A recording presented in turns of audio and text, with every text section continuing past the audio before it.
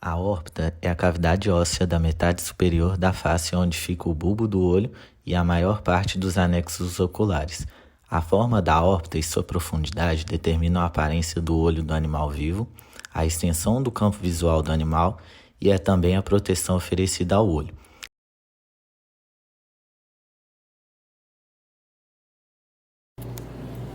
Osso zigomático, osso esfenoide, osso etimoide, frontal, lacrimal e abaixo do zigomático, entre o osso palatino e lacrimal, maxilar.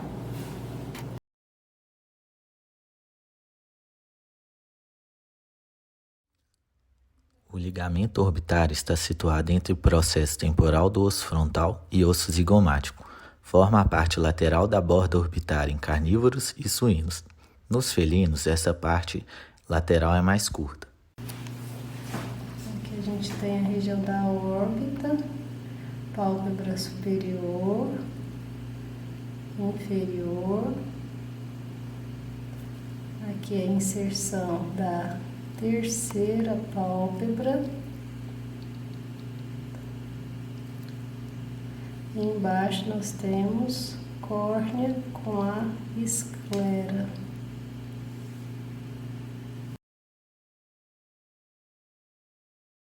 A primeira estrutura que temos é a pálpebra, que é sustentada pelos tarsos. Os tarsos são densas lâminas fibrosas que lhe dão forma côncava. A pálpebra possui pelos associados à sua margem, os cílios, sendo eles variáveis de acordo com a espécie, podendo estar ausente na pálpebra inferior de carnívoros e suínos. Na pálpebra inferior, os pelos são geralmente mais curtos e finos. A pálpebra é responsável por proteger o olho e distribuir a secreção das glândulas lacrimais e tarsais, prevenindo o ressecamento da córnea. Também direciona as lágrimas em direção à região nasal do bulbo ocular. O espaço entre a pálpebra é a rima palpebral. A terceira pálpebra é formada por uma cartilagem irregular e alina ou elástica no formato de T, sendo coberta por uma prega de conjuntiva. O ponto de junção localizado entre a pálpebra superior e inferior são as comissuras, sendo elas medial e lateral. A conjuntiva recobre o bulbo ocular desde o limbo até o fundo dos sacos conjuntivais e também a parte interna das pálpebras.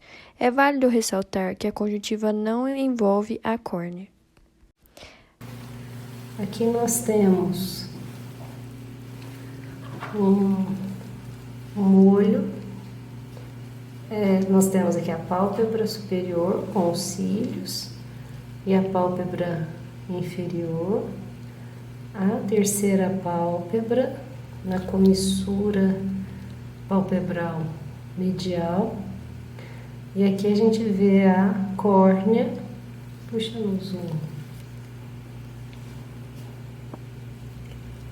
a córnea, a região do limbo, e aqui a esclera, continuando com a conjuntiva, terceira pálpebra,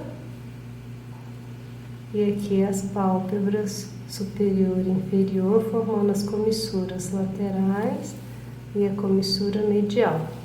Então, essa região é a do lago lacrimal, onde a gente vai ter os ductos lacrimais convergindo para formar ductos lacrimais para formar o ducto nasolacrimal. Pronto.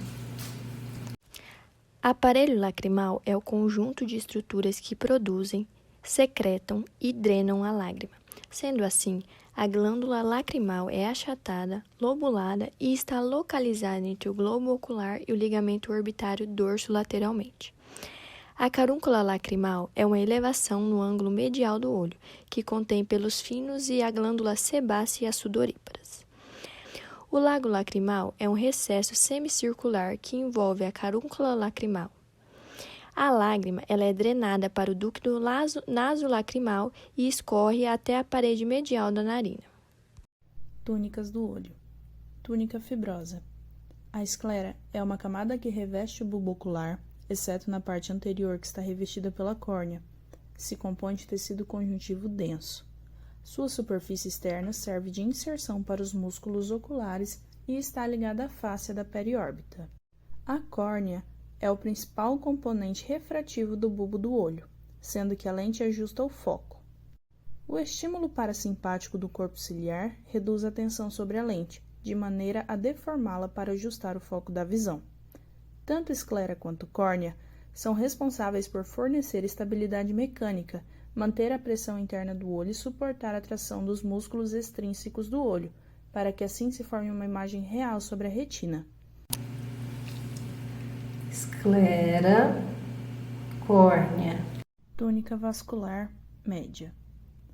Também conhecida como úvea, é composta pelo conjunto da íris, membrana coroide e processos ciliares.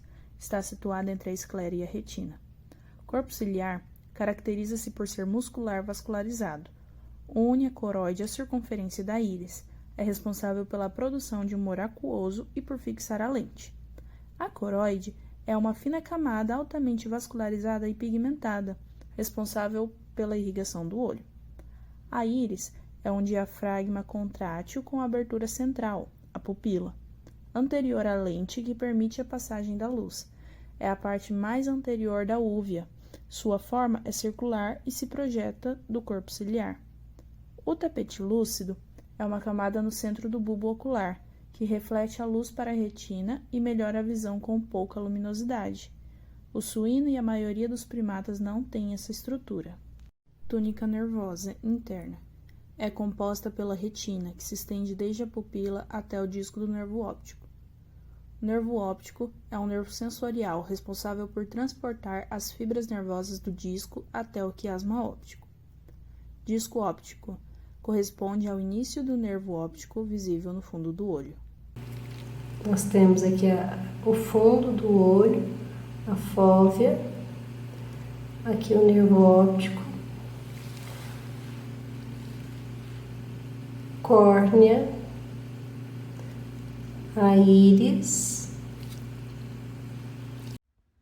Câmaras e produção do humor aquoso e vítreo. O humor aquoso é um líquido claro e incolor que contém eletrólitos, glicose, aminoácidos e ácido ascórbico, produzido por um processo de secreção ativo do epitélio do corpo ciliar, sendo essencial para nutrir estruturas não vascularizadas do olho, como córnea e lente. Este humor preenche as câmaras anterior e posterior. A câmara anterior está entre a córnea e a íris. A câmara posterior está entre a íris e a lente. O humor vítreo é uma solução de mucopolissacarídeos ricos em ácido hialurônico na câmara vítrea. Este líquido é mais gelatinoso do que no humor aquoso, quase acelular, exceto pela produção de fibras proteicas, os hialócitos, que reforçam a estrutura do corpo vítreo e determinam sua característica gelatinosa. Este humor fica na câmara vítrea, que é um espaço situado posteriormente à lente e o corpo ciliar.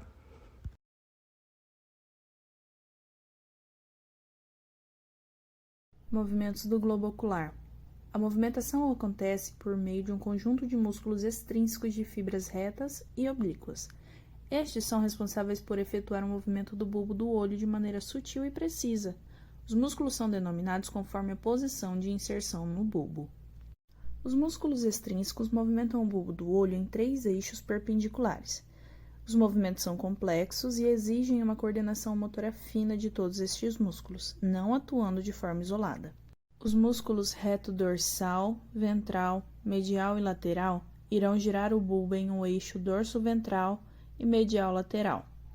Os músculos oblíquos giram o globo em sentido horário e anti-horário, além de poder retrair a órbita seguindo o eixo óptico pelo músculo retrator do bulbo ocular. Os músculos reto-dorsal, ventral, medial e lateral irão girar o bulbo em um eixo dorso. Após o corte da órbita, nós observamos o globo ocular. Aqui nós temos a região da conjuntiva, né? Prendendo aqui o músculo da palpebral, a parte da esclera. Músculo levantador da pálpebra. Músculo reto dorsal. Músculo oblíquo dorsal. Músculo reto medial. Músculo reto lateral.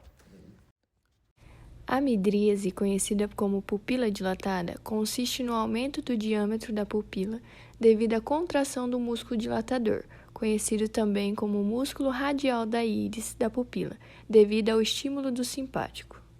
A miose, conhecida como pupila contraída, consiste na contração do músculo esfíncter da pupila, também denominado como músculo circular da íris. Ele é o principal responsável pela diminuição do tamanho da pupila devido à ação parasimpática.